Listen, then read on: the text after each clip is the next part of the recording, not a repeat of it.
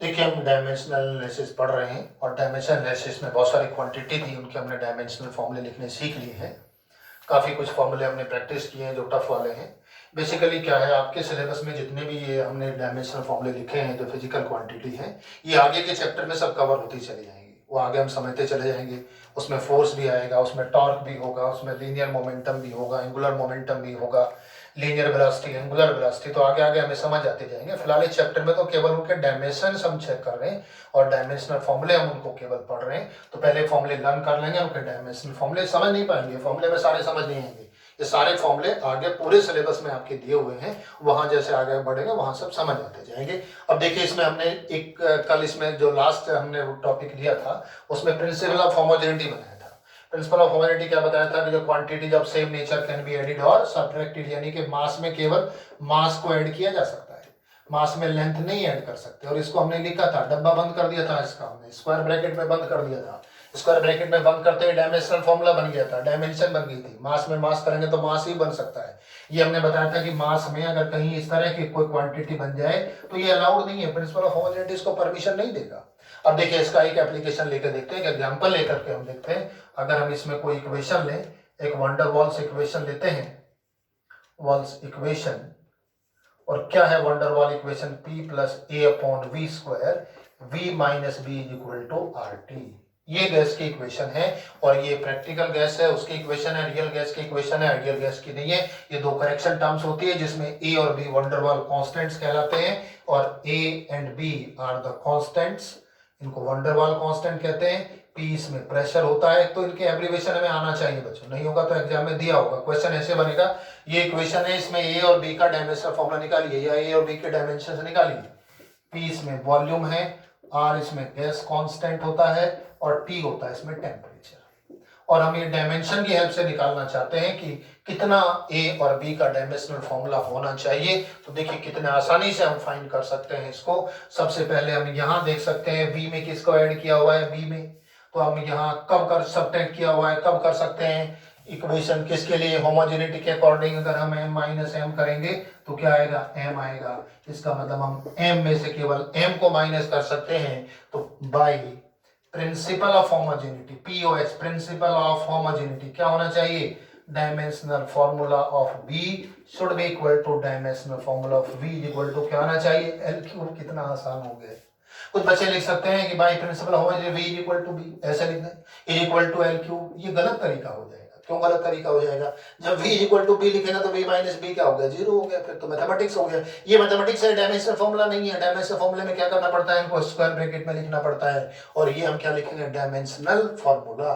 तो पहले हमने यानी कि जो b कांस्टेंट है इसका डायमेंशनल फॉर्मूला क्या होना चाहिए, l क्यूब होना चाहिए। ऐसे देखो इस a का कैसे निकालेंगे, dimensional formula of a upon v square is equal to dimensional formula of p। हमें तो डायमेंशनल फॉर्मूला ऑफ a चाहिए, dimensional formula of p v square. V square इधर से जाके उधर मल्टीप्लीकेशन में चला जाएगा और कितना होगा यहां से निकालें, कितना आएगा डायमेंशनल फॉर्मूला पी का, सब बच्चों ने शायद कल पढ़ा था, लर्न हो गया होगा कुछ बच्चे को। ये होता है प्रेशर का और वॉल्यूम का होता है एल क्यूब, और एल क्यूब का भी क्या है, स्क्वायर है। तो कितना बनेगा, एम एल की पावर 5 टी की पावर -2। एक आंसर ये बनेगा और एक आंसर ये बनेगा। ये v का डायमेंशनल फॉर्मूला है और ये किसका है, सॉरी b का, और ये किसका है, a का डायमेंशनल फॉर्मूला है। तो ये एक एप्लीकेशन हो गया है किसका, प्रिंसिपल ऑफ होमोजेनिटी। अब देखिए ये एक न्यूमेरिकल हमने सॉल्व करके देखा, एक एग्जांपल लेकर के देखा। अब इसके एप्लीकेशन हम और ले रहे हैं। बेसिकली डायमेंशन एनालिसिस के 3 एप्लीकेशन है। क्यों पढ़ा हमने, क्या जरूरत थी डायमेंशंस को पढ़ने की, क्यों इस टेक्निक में इतने सारे फॉर्मूले बनाए, सबको एमएलटी में लिखा, सबको हमने रिवाइज किया, कैसे करें उसमें, ठीक है। तो उसमें हम इनकी एप्लीकेशन इंपॉर्टेंस क्या थी बच्चों, इनकी इंपॉर्टेंस देखिए। पहली इंपॉर्टेंस पे आ रहे हैं, to check the correctness of a formula और इक्वेशन। किसी भी फॉर्मूले की इक्वेशन की करेक्टनेस को चेक कर सकते हैं। क्या पढ़ रहे हैं हम, एप्लीकेशंस पढ़ रहे हैं। किसके एप्लीकेशंस पढ़ रहे हैं, हम डायमेंशनल एनालिसिस के एप्लीकेशंस पढ़ रहे हैं।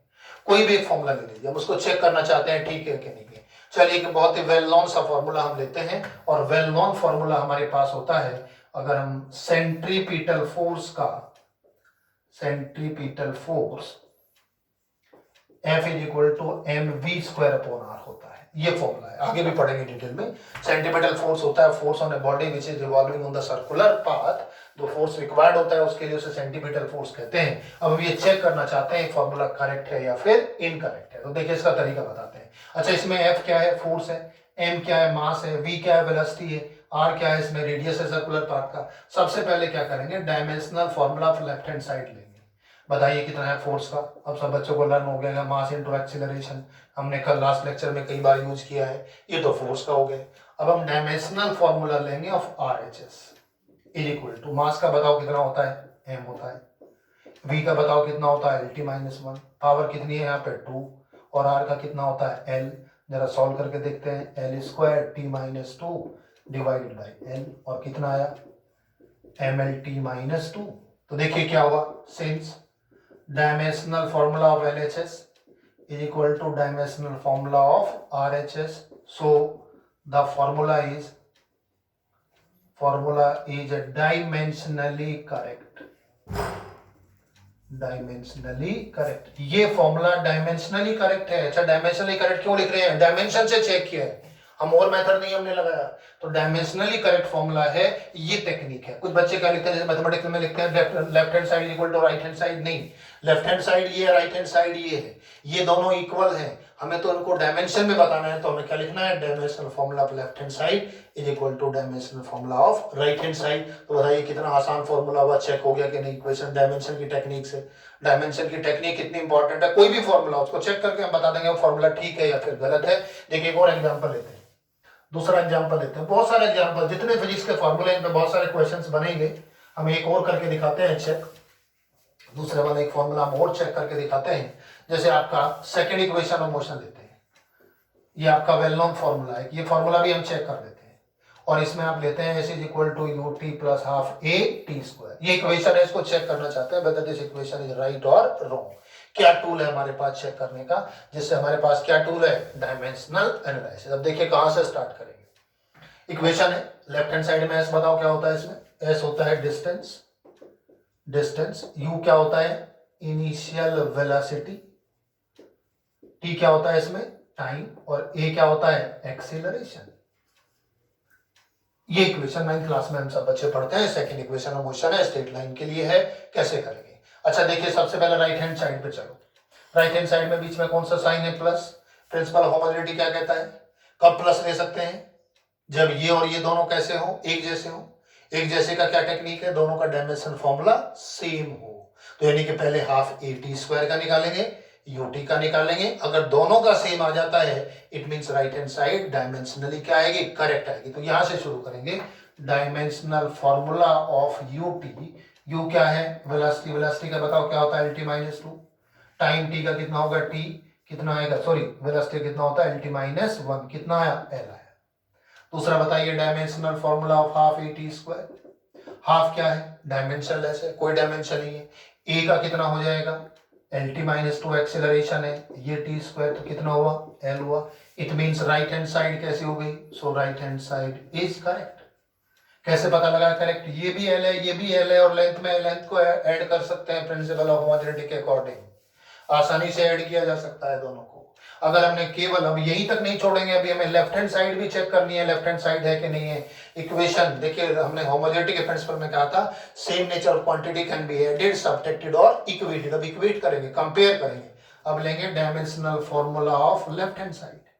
अगर लेफ्ट हैंड साइड में क्या है? s है, बताइए s का कितना हो जाएगा? l हो जाएगा, इज इक्वल टू l।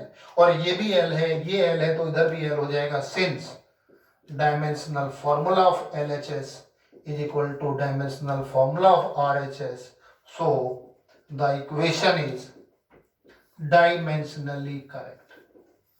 अब फिर डायमेंशनली क्यों लिख रहे हैं हम? करेक्ट है। डायमेंशनली इसलिए लिख रहे हैं कि अगर हम यहां से 1/2 चेक करो, देखो ये तो समझ आ गया करेक्ट होगी इक्वेशन। अगर हम ये 1/2 हटा दें तो भी 1/2 हटा दे तब भी ये 1/2 हट जाएगा, अभी भी इक्वेशन कैसी आएगी? करेक्ट आएगा। तो dimensionally correct equation may be correct और मे नॉट बी करेक्ट। इसकी एक ड्रॉबैक भी है कि इसमें जो डायमेंशनलेस क्वांटिटी है उसके बारे में ये साइलेंट होता है। तो ये इक्वेशन भी करेक्ट आएगी, ये भी करेक्ट आएगी, जबकि करेक्ट इक्वेशन कौन सी है? 1/2 है। अच्छा, चेक कैसे करेंगे? अगर गलत है तो कैसे पता लगाएंगे? मान लीजिए हमने यहाँ v लिख दिया है, सपोज v लिखा हुआ है, v क्या होती है, फाइनल वेलोसिटी होती है, फाइनल वेलोसिटी।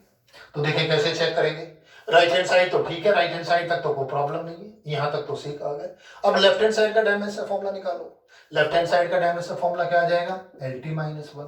अब देखिए बताओ क्या दोनों इक्वल है या अनइक्वल है, अनइक्वल है। राइट हैंड साइड में क्या है, लेंथ है, लेफ्ट हैंड साइड में क्या है, LT-1 है। तो क्या LT-1 और L दोनों सेम है, नहीं है, दोनों सेम नहीं है। इसका मतलब क्या होगा, डायमेंशनली क्या बढ़ा जाएगा, इनकरेक्ट हो जाएगी। तो देखिए डायमेंशन एक इतनी इंपॉर्टेंट टेक्निक हमारे पास है, इससे हम फाइंड कर सकते हैं which equation is dimensionally correct और which equation is dimensionally incorrect. एक एग्जांपल और थोड़ा सा डिफिकल्ट वाला ले लेते हैं इसमें, एक और हम एग्जांपल लेते हैं इसमें। देखिए लेते हैं y is equal to a sin 2 pi t upon t। देखिए इसमें y को हम कहते हैं डिस्प्लेसमेंट, ए को हम कहते हैं एम्पलीट्यूड। ये हमने इसलिए लिया कि अभी हम ए से एक्सेलरेशन रिप्रेजेंट करते थे, ये एम्पलीट्यूड के लिए भी आता है। ये वेव की इक्वेशन होती है, टी होता है टाइम और कैपिटल टी होता है टाइम पीरियड, टाइम पीरियड, ये वेव की इक्वेशन होती है। तो देखिए इसमें एक तो हमें दिया होगा क्वेश्चन में, नहीं तो हमें पता होना चाहिए क्या किसको रिप्रेजेंट करते हैं। तो देखिए पहले ये वाला चेक करो, साइन किस पर ऑपरेट होता है, क्या साइन 10 kg हमने पढ़ा है, क्या साइन 10 सेकेंड हमने पढ़ा है, 10 कॉस में कहीं क्या केजी या सेकंड आता है, नहीं आता है। किस पे ऑपरेट होता है साइन कॉस फंक्शन, एंगल पर। और एंगल क्या होना चाहिए हमारा, एंगल होना चाहिए कैसा, डायमेंशन लेस। तो पहले ये फाइंड करेंगे, अगर ये डायमेंशन लेस हो जाए तो ये ठीक हो जाएगा, इसमें प्रॉब्लम नहीं है। तो सबसे पहले डायमेंशन फॉर्मूला निकालेंगे किसका, of 2 pi T upon T. 2 पाई कैसी क्वांटिटी है, डायमेंशन लेस, पाई है 22/7 नंबर है केवल, और इसका आएगा टी और ये भी टी हो जाएगा, और ये टी की पावर 0 कैसा है, डायमेंशनलेस। यानी कि डायमेंशन के अकॉर्डिंग ये हम लिख सकते हैं। जैसे साइन 30 है, साइन 30 की वैल्यू कितनी आएगी, 1/2। साइन 60 है तो कितना आएगा, √3/2। इसका मतलब ये हुआ, ये वाला जो फैक्टर है बीच का, ये वाला फैक्टर भी कैसा होता है, डायमेंशनलेस होता है। इसका डायमेंशन में कोई रोल नहीं होगा, रोल किसका देखना पड़ेगा, ए, और किसका देखना पड़ेगा, वाई। तो dimensional formula of right hand side is equal to A, क्या है, एम्पलीट्यूड। एम्पलीट्यूड बेसिकली क्या होता है, ये होता है एम्पलीट्यूड, ये मैक्सिमम डिस्टेंस है एक साइड का, या ये वाला डिस्टेंस एम्पलीट्यूड होता है। तो एम्पलीट्यूड भी एक तरह का डिस्टेंस है, क्या बन गया, एल बन गया। क्यों एल बन गया, साइन का कितना आया, साइन का कितना आएगा जी, साइन का कोई डायमेंशन फॉर्मूला नहीं है, डायमेंशन लेस है। Sine theta, cos theta, tan theta, कोई भी थीटा की वैल्यू सबके लिए डायमेंशन लेस है।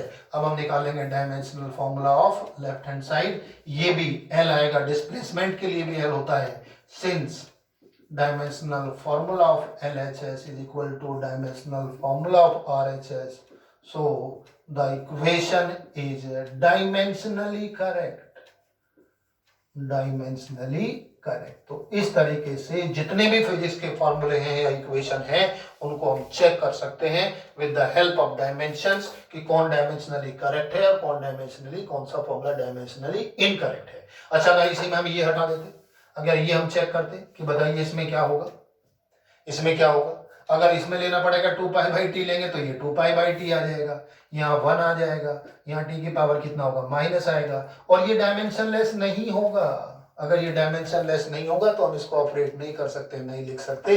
इसका मतलब इक्वेशन कैसी आ जाएगी, रॉन्ग आ जाएगी। तो इस तरीके से dimensions are very important to check the equations whether it is correct और इनकरेक्ट। ये पहला एप्लीकेशन।